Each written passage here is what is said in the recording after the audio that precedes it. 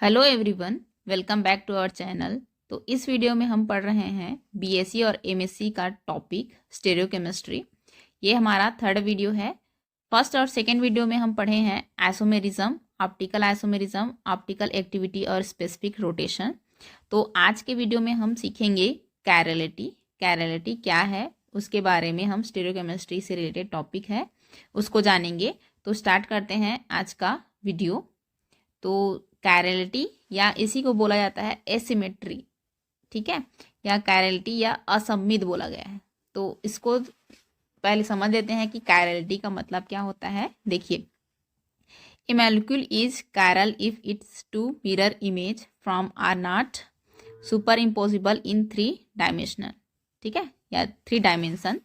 जो 3D में arrangement रहता है उसमें हम अगर मिरर इमेज जैसे कि ए का मिरर इमेज लेते हैं तो ए बनता है, तो वो क्या बोल रहा है कि वो सुपर इम्पॉसिबल नहीं होगा अगर स्टेरियो में देखें, 3D डायमेंशन में देखें तो।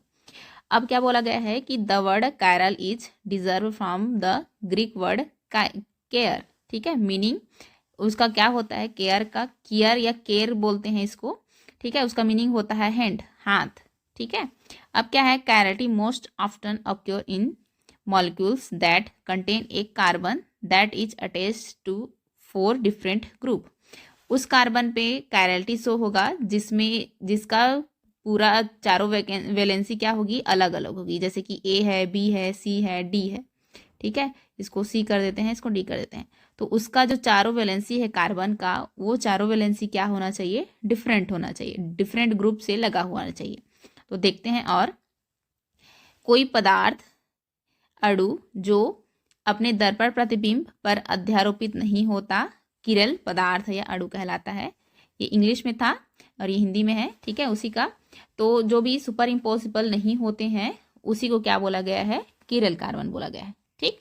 और क्या है, किरल, कियर शब्द से बना हुआ है जिसका अर्थ होता है हैंड। इसलिए जो मॉलिक्यूल हाथ के समान अपने दर्पण प्रतिबिंब पर अध्यारोपित नहीं होता है उसे कैरल कहते हैं, तथा इस गुण को क्या बोलते हैं, किरलता या कैरलिटी कहते हैं। तो इसको हम समझ लेते हैं कि हाथ किस तरीके से सुपर इम्पोज नहीं होता है। सबसे पहले तो उसको देखते हैं। देखो, मान लेते हैं कि ये हमारा लेफ्ट हैंड है और ये राइट हैंड है, ये हो गया। तो अब आप बोलोगे कि अगर हम जैसे कि किसी को प्रणाम करते हैं तो वो तो दोनों हमारा हाथ तो मिल जाता है जैसे लगता है, ठीक है, एक के ऊपर में एक मिल जाएगा। बट हमें वैसे नहीं करना है। इसको यहाँ पे अगर मैं मिरर इमेज लगा देती हूँ, मिरर लगा देती हूँ, तो ये दोनों एक दूसरे के मिरर इमेज हैं। लेकिन इस राइट हैंड को मैं बोलूँ कि इसी लेफ्ट हैंड के द्वारा आपको इस तरीके से, जैसे कि हम बचपन में मछली बनाए थे, तो उस तरीके से करिए हाथ को। तो आप बताइए कि जो हमारा अंगूठा है वो अंगूठे पे आ रहा है क्या, नहीं आ रहा है। प्रणाम करेंगे उस स्थिति में हमारा अंगूठा आएगा, बट हमें प्रणाम वाला नहीं करना है, मछली टाइप का हमारा हाथ बनाना है।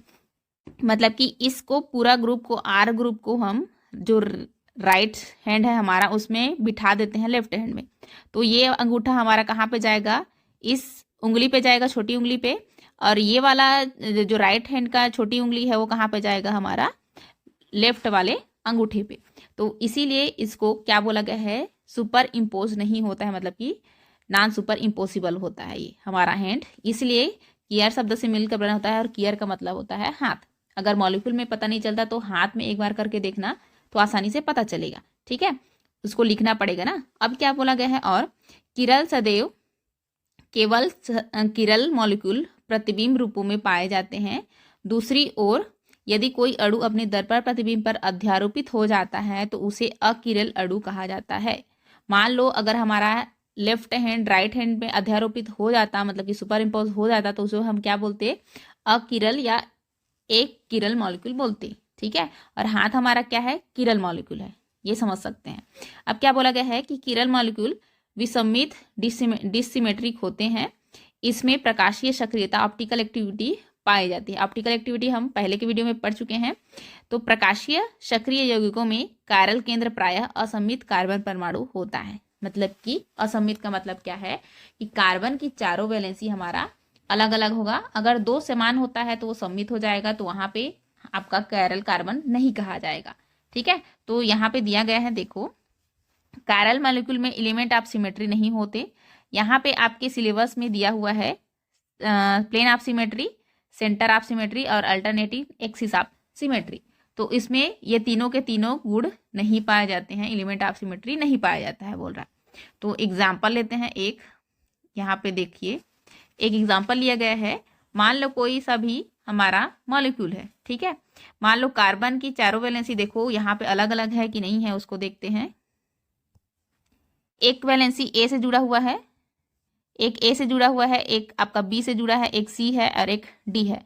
अगर इसी पे मिरर इमेज लगाते हैं तो सी के जस्ट सामने में सी ही दिखेगा, फिर क्या दिखेगा, बी दिखेगा, ए सी दिखेगा, ये वाला सी दिखेगा कार्बन एटम, और ये आपका डी का डी ही दिखेगा, और ए इधर है तो ये लास्ट में इधर दिखेंगे, ठीक है। एक मॉलिक्यूल में जैसे कि करते हैं तो इसको क्या बोलेंगे, अब हम मान लो इस मॉलिक्यूल को उठा करके इसमें रखते हैं हम, ठीक है, इसके ऊपर रखते हैं तो क्या होगा, ये जो सी है आपका वो ए के जगह पे आ जाएगा और इस सी के जगह क्या आ जाएगा, ये वाला ए आ जाएगा। तो ये तो सुपर इम्पोज नहीं होगा। हालांकि ये वाला बी सी और डी और ये बी सी और डी समान है तो ये दोनों आपस में सुपर इम्पोज हो जाएंगे, बट कुछ ग्रुप ए और सी है वो सुपर इम्पोज नहीं होंगे, इसलिए इसको क्या बोला गया है, नॉन सुपर इम्पोसिबल बोला जाता है, ठीक है। नॉन सुपर इम्पोसिबल बोला गया है। एक मॉलिक्यूल में लेकर चलते हैं हम इसको, एक मॉलिक्यूल में देखते हैं। देखिए जैसे कि मान लेते हैं ये CH3 है, COOH, ये OH ग्रुप रख देते हैं, यहाँ पे हाइड्रोजन रख देते हैं, और मैं यहाँ पे बोलूँ कि यहाँ पे एक मिरर है, ठीक है। तो ये कार्बन तो जहाँ पे है वहीं पे दिखेगा आपका, जहाँ पे कार्बन रखा हुआ है वहीं पे दिखेगा, ये देखो। और ये OH कैसे दिखेगा, यहीं पे दिखेगा जस्ट उसके सामने में। फिर इधर क्या दिखेगा, H, ऊपर में क्या है CH3 ही दिखेगा और नीचे में एसिड ग्रुप ही दिखेंगे। तो अब बताओ मुझे कि इसको अगर हम कायरल सेंटर बोलें तो ये सही है कि नहीं है। और कायरल कार्बन को हमेशा क्या से शो करते हैं, स्टार से शो करते हैं। और कायरल कार्बन का मतलब वही है कि उसकी चारों वैलेंसी या चारों हाथ अलग अलग ग्रुप या एटम से जुड़ा होना चाहिए। तो अब देखते हैं कि अलग अलग ग्रुप है कि नहीं। ये देखो एक हाथ CH3 ग्रुप है, एक हाथ आपका हाइड्रोजन ग्रुप है, एक हाथ आपका OH ग्रुप है, तो चौथा हाथ आपका एसिड ग्रुप है। तो हम बोल सकते हैं कि ये जो कार्बन आपका है वो क्या है, आपका कायरल कार्बन है। तो ये भी तो आपका कायरल कार्बन ही है ना, मिरर इमेज है सिंपल सा आपका। तो ये दोनों एक दूसरे में सुपर इम्पोज नहीं होंगे, उसी को कायरल कार्बन कहा जाएगा, ठीक है। अगर सुपर इम्पोज हो जाते हैं उस स्थिति में उसको क्या कहेंगे, एक कायरल कार्बन कहेंगे। और क्या बोला गया है, देखो जैसे कि मॉलिक्यूल लिए हैं ABC की त्रिविम संरचनाएं जो एक दूसरे के दर पर प्रतिबिंब हैं और एक दूसरे पर अध्यारोपित नहीं होते हैं, ठीक है, अध्यारोपित नहीं हो रहे थे। अतः CABCD के दो ध्रुवण घूर्णक प्रकाशीय समावयवी को निरूपित किया गया है कि एक आपका D होगा कि L होगा। किसी यौगिक के ऐसे ध्रुवण घूर्णक प्रकाशीय समावयवी जो एक दूसरे के साथ दर्पण और उसके प्रतिबिंब रूप में संबंधित होते हैं प्रतिबिंब रूप कहलाते हैं। जैसे कि हम यहाँ पे ऊपर में देख रहे थे ये दोनों एक दूसरे के प्रतिबिंब रूप है या मिरर इमेज है, तो इसको हम क्या बोलेंगे, इनेंशियोमर या प्रतिबिंब रूप कहेंगे, या इनेंशियोमर भी बोलते हैं या इनेंशियोमॉर्फ भी बोलते हैं, ठीक है।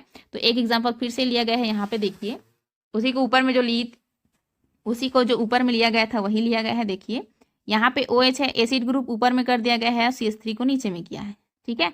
तो इसमें मिरर लगाएंगे तो OH की जगह पे OH दिखेगा, एसिड ग्रुप की जगह में एसिड दिखेगा, CH3 ग्रुप के पे CH3 लिखेगा। लेकिन हाइड्रोजन जैसे कि इधर पीछे है तो इधर भी आपका पीछे ही दिखेगा।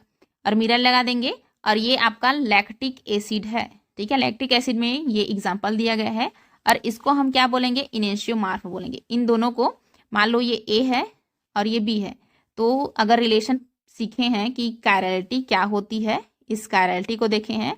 अब नेक्स्ट वीडियो में हम देखेंगे एसिमेट्रिक कार्बन एटम या असममित कार्बन परमाणु। तो इस वीडियो में यहीं तक रखते हैं, मिलते हैं नेक्स्ट वीडियो में एसिमेट्रिक कार्बन एटम के साथ। धन्यवाद।